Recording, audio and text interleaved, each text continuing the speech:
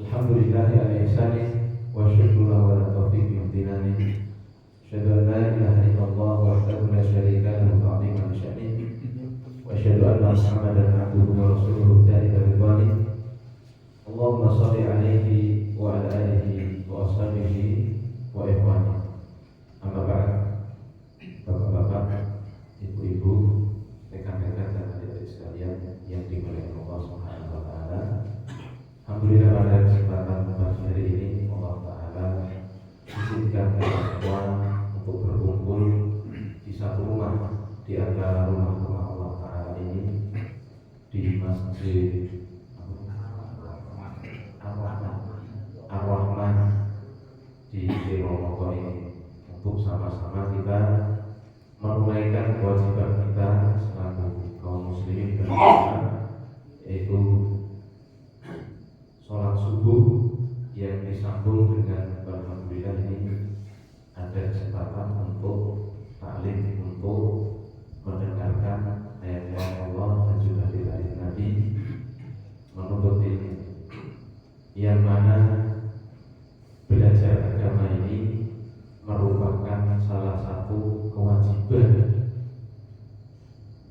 umat muslim juga. Nabi SAW menyampaikan bahwa talabul ilmi fardhatun ala kulli muslimin wa muslimatin. Menuntut ilmu agama itu wajib, kewajiban bagi seorang muslim dan muslimah. Maka alhamdulillah Bapak Ibu sekalian, kita berusaha untuk melengkapi hadis tersebut, dan juga memang seperti itu, selaku umat muslim kita harus lebih baik dari kemarin. Tidak boleh, atau bahasa kita kurang pas, ketika dulu 10 tahun yang lalu dereng lancar mau sekolah, saat ini kok boten pengen maju, boten pengen saged. Sedasa tahun kepungkur dereng saged ngelafalke Al-Qur'an kanthi sae, saat ini dereng saged. Dan hal-hal seperti ini wajib untuk kita sadar bahwasanya ilmu agama itu merupakan jalan kebaikan. Dan Nabi SAW telah menyebutkan bahwa orang yang mau belajar agama itu berarti dia sedang berusaha untuk meraih surga Allah Subhanahu wa taala. Nabi ngendika, man salaka thariqan yaltamisu fihi ilman sahalallahu lahu bihi thariqan ila jannah. Siapa saja yang berusaha untuk meraih ilmu agama, untuk berjalan dalam rangka belajar ilmu agama, maka Allah akan mudahkan baginya jalan ke surga. Ingkang dados masalah kadang tiyang niku boten ngertos nek belajar agama niku ternyata ibadah.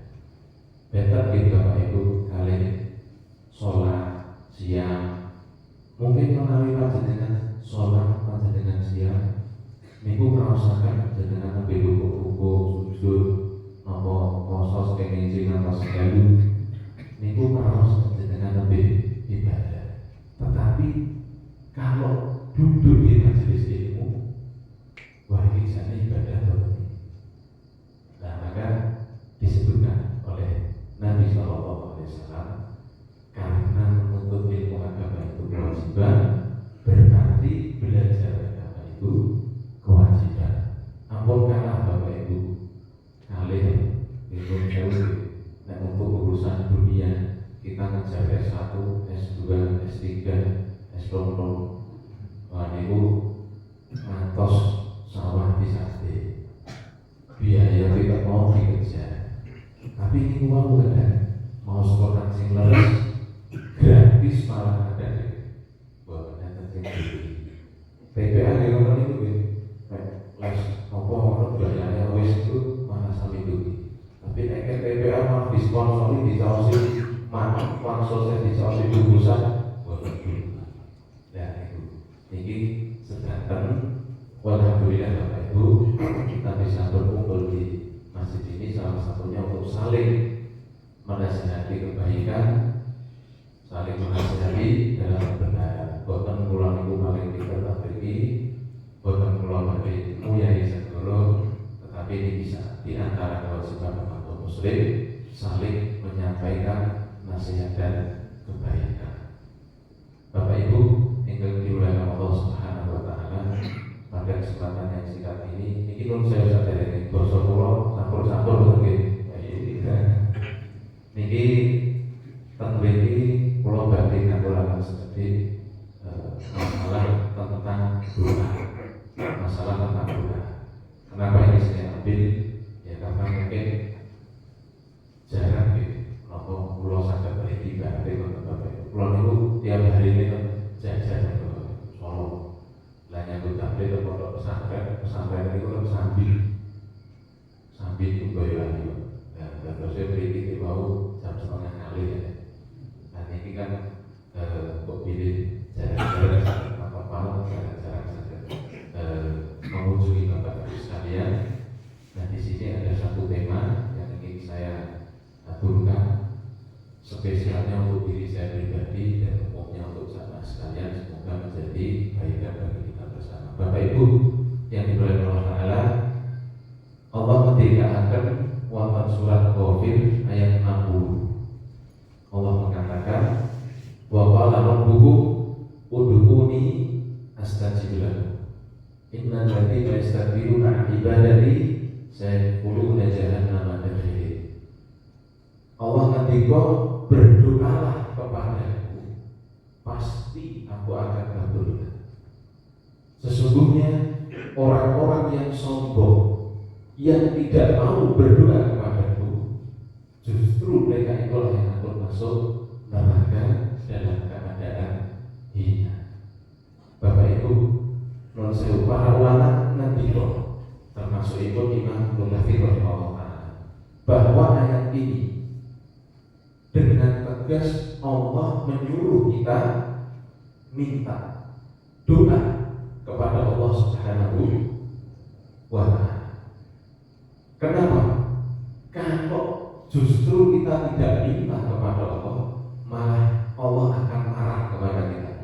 Dan dalam sebuah hadis Nabi SAW mendikau, man lam yas'alillaha yaqba alaihi. Siapa yang tidak mau minta sama Allah, maka Allah akan marah kepadanya. Allah ini beda oleh makhluk Bapak Ibu. Kalau kita dimintai, terus dimintai, ribut. Bosan aja kita. Oh ini jalur terus nanti kata-kata lawanku proposal, kata-kata lawanku berbagi apa pokoknya jalur lawan. Kalau hamba dimintai, ini lama-lamaan bosan sehingga. Tetapi Allah Taala kalau tidak dimintai, ini malah Allah akan duka dengan kita. Terus kata Nabi SAW tadi, siapa yang tidak mau minta kepada Allah, maka justru Allah akan marah kepadanya. Bapak Ibu, dijelaskan oleh Syekh Muhammad bin Shalih Al-Utsaimin rahimahullah bahwa doa itu secara bahasa itu artinya al-qalb, yang memang memohon meminta. Dan dalam istilah syar'i doa itu dibagi menjadi dua.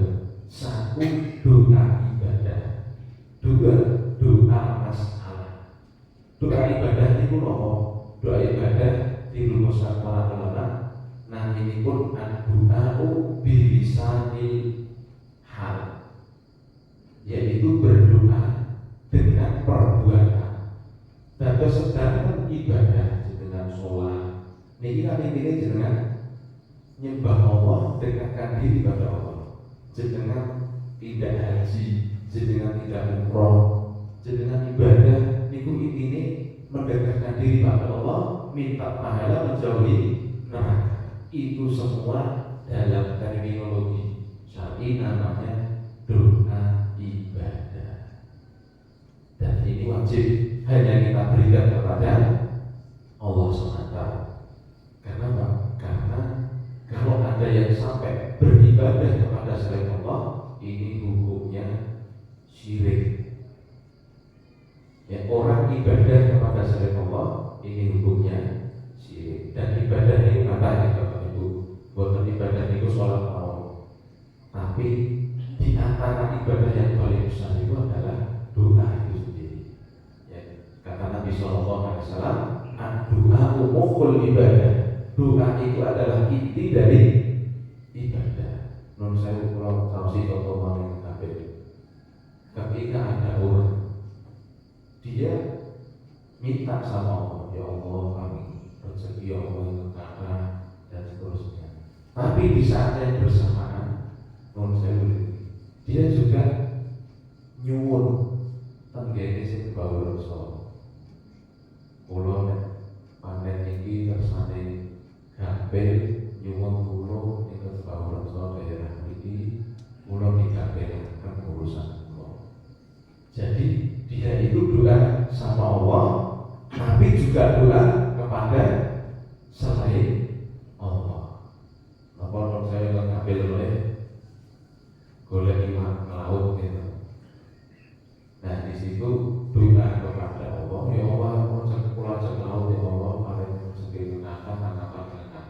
Tapi nek wonten tengah laut, kelinganipun kalih nyeloro itu. Dunia ini itu pulau badhe matos. Mulang iki wong sewu ke ampun dikirimi angin sing gedhe, ampun dikirimi hujan. Napa wong sewu ingkang nembe rame beberapa waktu yang lalu nyuwun udan di negeri. Saged boten iki Bapak Ibu. Nyuwun udan nanti itu saged. Nek bahasa kita mawon hujan gitu. Rasane sing udan iki kok sing mriko boten tau udan. Dan menurut saya udah kok. Lah kok hebatno nahan hujan. Menurut saya nahan buang air kecil ini boten saged. Aja nahan hujan. Nah, seperti ini itu termasuk permintaan kepada selain Allah. Maka ini hal yang sangat berbahaya. Kalau sampai kita minta hal-hal yang hanya bisa dilakukan Allah, tapi diminta kepada selain Allah. Nyuwun turuni hujan itu yang biar Allah mau. Nyuwun kersane, ya Allah, saya baru jebol pagi ya Allah.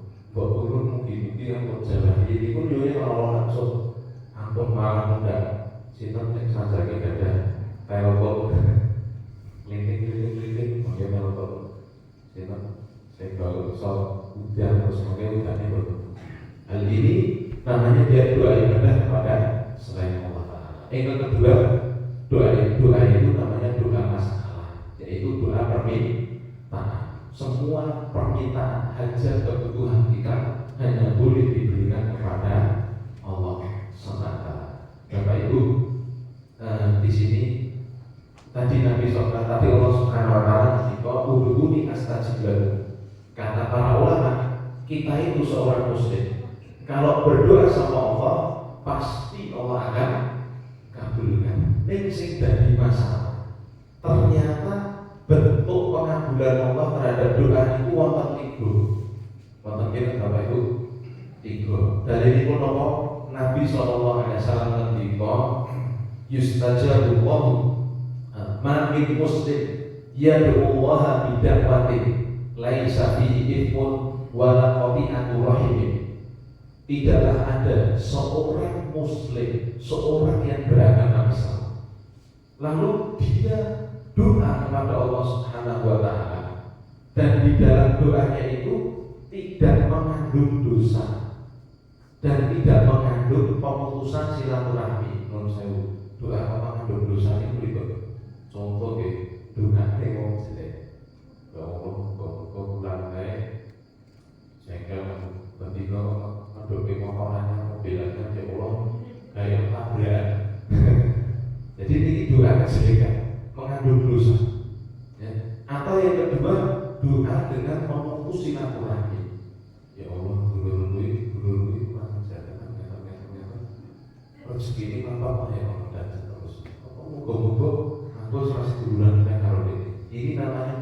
memutus silaturahmi. Jadi seorang muslim kalau doa tidak ada unsur dosanya dan tidak ada unsur pemutusan silaturahmi, kata Nabi Shallallahu Alaihi Wasallam, ya, illa aqallahu biha ihdatalatin, kecuali akan Allah beri satu di antara tiga. Yang pertama ini sepeda imanan yu'tihi, atau dalam yang lain imanan yu'ajilah. Imanan yu'ajilah, yang pertama itu Allah kabulkan langsung. Kalau saya ya Allah, doa bisa beli rumah misalnya, ya Allah pulang ini tidak ada beliau kontrak terus terus kontraktor kontrak 3 tahun, ya Allah berikan aku rumah. Lah ternyata Allah kabulkan itu langsung, dosa itu gitu. Konferen tamu ini kan jadi itu tugas dalam libur mau nih gitu. Besoknya bersama daripada area orang ini katanya. Udah ternyata ditemukan abang sampai itu ya langsung dados desa miliarder. Langsung itu. Jadi Allah kabulkan bisa jadi dia dapat rumah langsung seketika. Atau yang kedua kemungkinan doanya itu wa imanan yadakhiruhu bil akhirah, bisa jadi doanya itu Allah simpan, lalu nanti Allah balas di akhirat. Ini contoh itu disebutkan para ulama. Contoh itu di Sewu bagi mungkin saudara-saudara kita yang mungkin kalau bahasa kasar itu Sewu ada orang buat rasa ketinggalan. Dan dia kan doa ya Allah paringan pulau lawan paningal ya Allah sakit tinggal dan seterusnya. Bisa jadi dia nggak dikabulkan sampai meninggal atau bukan. Apa menurut saya sikilnya hilang misalnya, dan yang sikil mulai belum mungkin dia. Nah tapi dia doa sama Allah, ya Allah berikanlah jalan yang terbaik bagi dan seterusnya. Nanti di akhirat Allah beri ganti yang lebih baik, insya Allah. Jadi doa kita bisa jadi tidak dikabulkan langsung, tapi dikabulkan di akhirat. Lalu yang ketiga, wa imma yusallimu anhu anisu'i bihlah, bisa jadi bentuk pengabulan doa Allah itu adalah dipalingkan dari kejelekan yang semisal. Contoh ini, ada orang mau dibeli tiket pesawat, ajeng tidak Bapak Ibu, pelan, wah pelan itu galau, waduh kekurangan barang juga pelan. Ternyata lengan jam ada pengumuman pesawatnya jatuh. Berikut Bapak Ibu, kita wah belum dikatakan mau ramai dulu, nopo bersyukur. Nah ini ternyata rahasia. Kadang doa kita ada 3 kemungkinannya. Tapi ini Allah katakan doalah kepada kata Allah pasti dikabulkan. Tapi yang jadi masalah, kata Nabi tadi, pengabulannya ada 3. Bisa jadi langsung dikabulkan, disimpan di akhirat, atau dipalingkan dari kejelekan yang semisal. Contoh sederhana, sekarang kita doa sama Allah, ya Allah berikanlah saya mobil ya Allah. Loh, sampai saya ingin ngambil dari 20 tahun di mobil. Kenapa? Bisa jadi Allah pengen yang ketiga tadi dipalingkan dari kejelekan yang semisal. Jojo dari mobil gandeng onggone.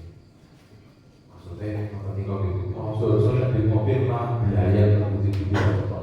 Hal seperti ini wajib kita koreksi pada diri kita. Nah, ada satu kaidah yang disebutkan yang para ulama, nek dungo niku boten sesuatu. Maka di situ ada poin kedua yang kami sampaikan adalah adab-adab dalam berdoa Bapak Ibu.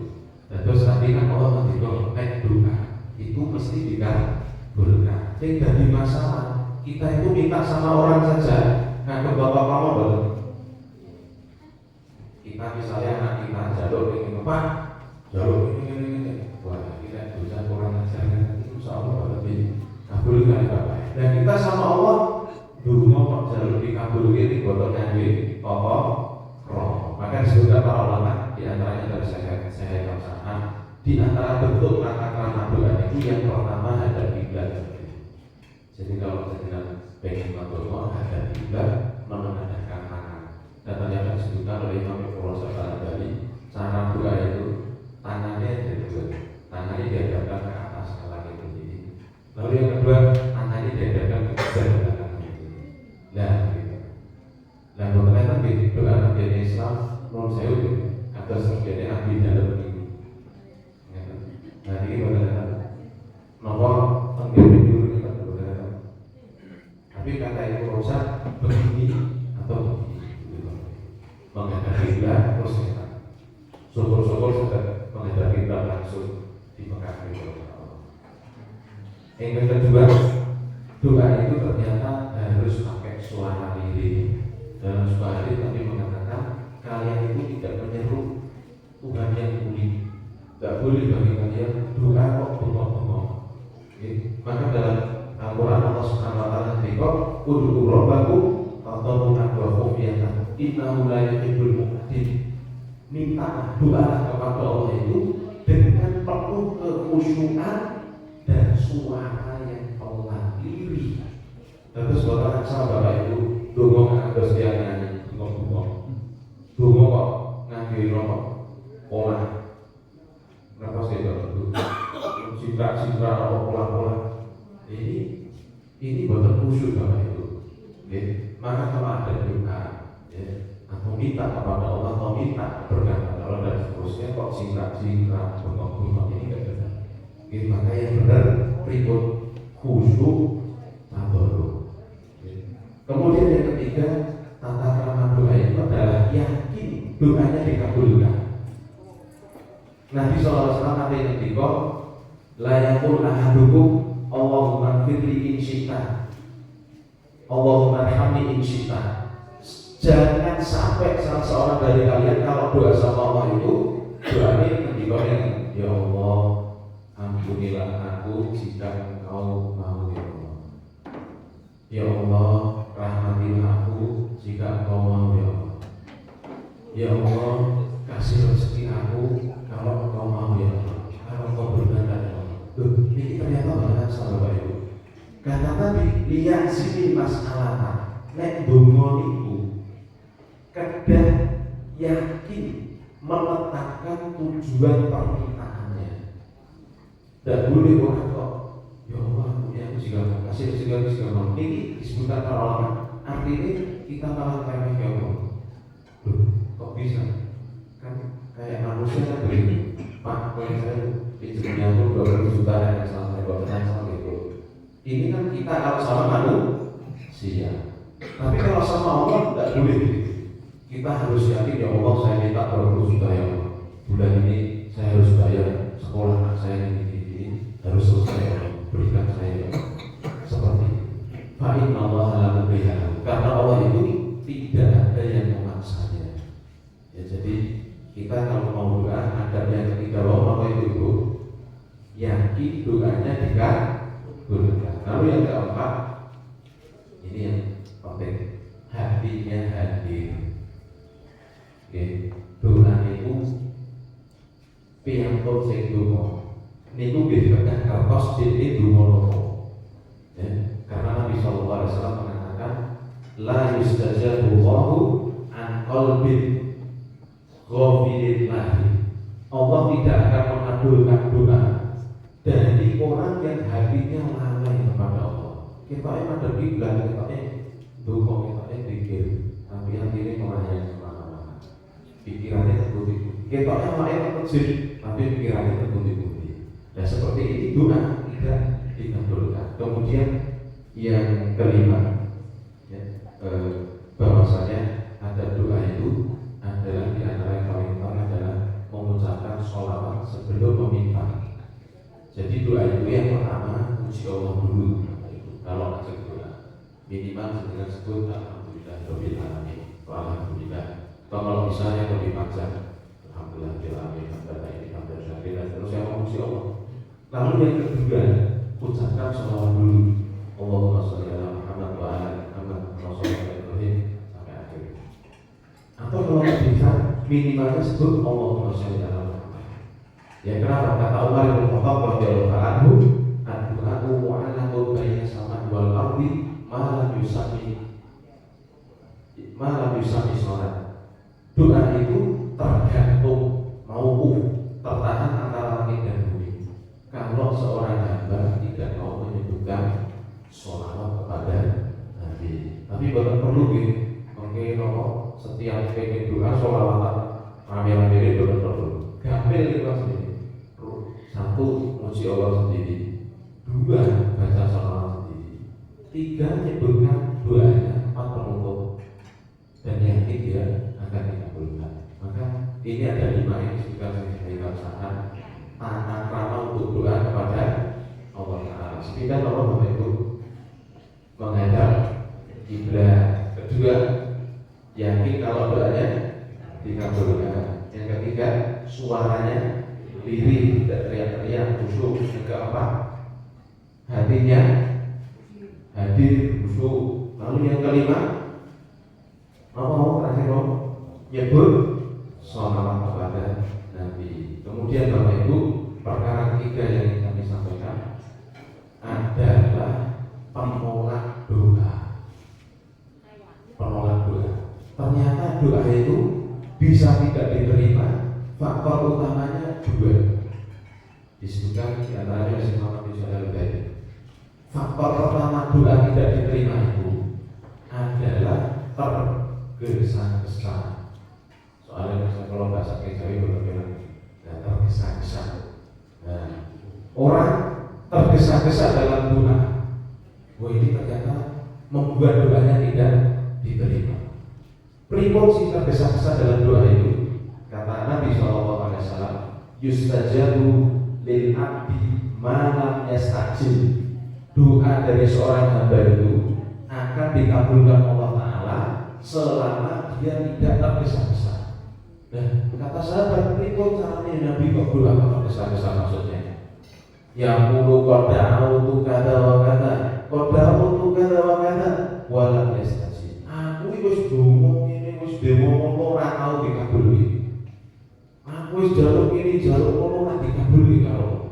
Jadi ini namanya tergesa-gesa. Dia pikir doanya tidak dikabulkan. Ini perasaan ini kepada Allah, ini namanya tergesa-gesa kepada Allah Ta'ala. Yang orang meremehkan Allah tidak akan dikabulkan. Lalu faktor kedua ditolaknya doa itu adalah, menurut saya begini, perkara haram yang masuk kepada diri kita. Nabi SAW pernah bercerita, kata Nabi, Inna Allah thayyibun la yaqbalu illa thayyiban. Sesungguhnya Allah Ta'ala itu maha baik dan Allah tidak akan menerima kecuali yang baik-baik. Lalu Nabi kisahkan tentang seorang, ya wa inna rajulan, ada seseorang yang dia itu safar as'atan baru yang mudu yadaihi kasama ya Rabbi ya Rabbi. Dia sedang safar, badannya lusuh, dia doa kepada Allah. Di antara waktu mustajabnya doa itu ketika safar doa itu. Terus kalau sedang di safar tidak Jakarta, tidak terputih, tidak habis, itu doanya makbul. Jenengan kata-kata itu orang di situ. Nah, kata Nabi, ada orang di antaranya kalau safar berusaha mewujudkan doanya makbul, dia serius minta kepada Allah, tetapi tidak Allah kabulkan. Nggak kok sakit. Kenapa dikabulkan? Wa ma'amuhu haram, wa malbasuhu haram, wa masrabuhu haram, wa hudiya bil haram, fa'ana yustajabu lahu. Gimana mau dikabulkan? Wong yang dia makan itu hal yang haram, yang dia minum hal yang haram, dia itu juga dibesarkan dalam hal yang haram. Disebutkan para ulama, maksud yang haram itu ada 2 Bapak Ibu. Yang pertama kasbah, yang kedua dahiyah. Yang pertama itu haram dari cara nyarinya, yang kedua haram dari zat yang dia makan. Menurut saya itu contoh sederhana pelem, gitu. Pelem ini yang dituku apa ditebung ini berarti apa usahanya ini haram, gitu. Tapi nek pelem ini kan hal yang halal ya badannya. Tapi kalau di barang disibuk nopo tugas pelem sekilo ternyata tahu 2 kilo. Nah seperti ini, atau dia memang kerjanya di hal-hal yang ya, kerjanya kok mas gue kerjanya kok mas pokoknya ternyata ngingul misalnya pun dan seterusnya. Jadi haram itu ternyata 2, haram zatnya, haram cara mencarinya. Jadi sebab tertolaknya doa. Tapi kan mau ibu 2, 1 kenapa mau 1? Oh lali, kenapa bu? Kenapa tergesa-gesa? Ini kedua haram, makan haram yang sebisa makanan atau satos. Jangan sampai kita memberikan kepada anak cucu kita hal-hal yang haram, baik secara usahanya maupun dan yang terakhir bapak ibu yang tentang pembahasan saya sebutkan sedikit tentang waktu mustajabnya doa. Terus doa itu memiliki waktu-waktu yang karena sebagian ulama ibarat panah. Ya, kalau dipanah pas pena pas panen gitu. Nah, kapan itu? Di antaranya yang pertama adalah ketika sepertiga malam. Karena Nabi SAW yang zilurona tabaraka wa ta'ala ila sama'i dunya hina yaqum thuluthai laili al-akhiri minal lail. Allah itu akan turun ke langit dunia di setiap sepertiga malam. Wa qala lam yad'uni astajibulah. Lalu Allah berfirman, siapa yang doa kepadaku di sepertiga malam itu pasti akan aku kabulkan. Wa man yaqulu minni u'tihi dia. Siapa yang minta kepadaku akan aku berikan. Maka sepertiga malam terakhir ini disebutkan sebagai ulama ini gafil Bapak Ibu. Di antara caranya itu panjenengan menjenengan misalnya niki wau apa subuh jam 1 jenengan kira-kira jam 3:30 jenengan sholat kalian rakaat tahajud itu sholat yang ada di dunia dulu Bapak Ibu. Jadi jenengan sare ini ibadah itu bangun dan dengan sholat imam ini sholat tahajud lalu ditutup dengan witir 1 rakaat. Terus ini sholat 3 rakaat terus ini dibaca nggak sah tuh betul apa Bapak Ibu sampai tekul mungkin mawon misalnya gitu. Tapi nek dikuruti insya Allah itu hal yang sangat baik. Setelah jenengan selesai sholat witir tadi jenengan diurut sambil tunggu waktu subuh itu insya Allah perkara yang sangat luar biasa. Siapa kita yang bisa melaksanakannya? Insya Allah sangat begitu.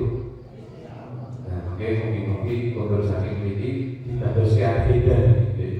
Kalau setiap subuh 3:30 berarti kita subuh jam 4 jam 3:30 pun mau tahajud sholat nggak tahajud berangkat itu sama tapi kan kata itu tunggu bisnis tunggu jalan ini dan menurut saya aku suka dungo itu di antara yang paling penting. Kata Nabi SAW, minta supaya selamat di akhirat. Ya Allah, lebok di surga. Ya Allah, lindungi saya dari neraka. Itu ternyata perkara yang sangat penting. Tapi ada yang ada lupa. Lalu apa itu? Nyuling mobil, nyuling rumah, nyuling lampu saya jual gitu dan seterusnya. Ya, jadi nyuling itu ngapain? Saya urusan dulu, tapi saya urusan akhirat ada malah. Nah, dari ini monggo ini tetapi kemudian yang kedua ketika buka puasa monggo mungkin kita ada kebiasaan puasa seperti Kamis atau puasa Daud kata Nabi SAW salah satu lakukan ada 3 doanya orang yang tidak akan ditolak. Di antaranya adalah as-shaim, orang yang puasa hatta yuftir sampai dia berbuka. Jadi orang puasa itu doanya makbul. Lalu yang ketiga ini sangat sederhana sekali. Nopo antara adzan dan qomat. Nah, kata Nabi SAW, ya, la tuqaddu du'a ma bainal adzan wal iqamah. Kama qala sallallahu alaihi wasallam. Doa antara adzan dan qomat itu tidak ditolak. Terus sebenarnya dugi masjid beradzan. sholat sunnah gitu. Bah niku kan ndonga. Niku ternyata waktu mustajab. Subhanallah. Kapil nggih Bapak Ibu. Kemudian yang keempat ketika sujud. Tapi ini disebutkan para ulama di antaranya ketika sholatnya sholat nafilah. Jenengan termasjid sujud itu sunyi gitu. Wih, ini kan ngadeg aku bisa sujud. Nah ini kan malah beda. Nah maka kata para ulama, sujud ini memang ya waktu yang sangat mustajab diterimanya doa. Bisa jadi di sholat wajib, bisa jadi di sholat sunnah. Tetapi kalau benar pengen bawa sholat sunnah ini, kata Nabi SAW, bahwasanya aqrabu ma yakunu bainal abdi wa rabbahu wa huwa sajid. Jarak terdekat antara seorang hamba dan Tuhannya adalah ketika dia sujud. Maka ketika kita sujud, kita banyak berdoa, itu dibolehkan. Kemudian yang kelima itu adalah sebelum salam. Ternyata waktu sholat sebelum salam itu ada sedikit waktu yang dikatakan para ulama sebagai waktu yang mustajab. Kemudian yang terakhir adalah di hari Jumat, khususnya adalah sore, Jumat sore. Terus kalau Jumat sore itu di barasan atau maghrib, jadi dikatakan oleh Nabi SAW, fi sa'atun la yuwafiquha abdul muslimun illa waqad istajaba Allah. Di antara sholat asar sampai maghrib, sampai terbenamnya matahari dari Jumat itu ada satu waktu yang seorang hamba tidaklah berdoa kecuali Allah kabulkan. Tetapi nanti buat nyaosi jam masih jam apa? Atau jam 5 tetapi hanya mengisyaratkan hari Jumat. Jadi antaranya sore hari itu ada waktu mustajab. Mau setunggal di sepertiga malam. Kedua, ketika buka puasa. Ketiga, antara dan koma. Keempat, ketika sujud.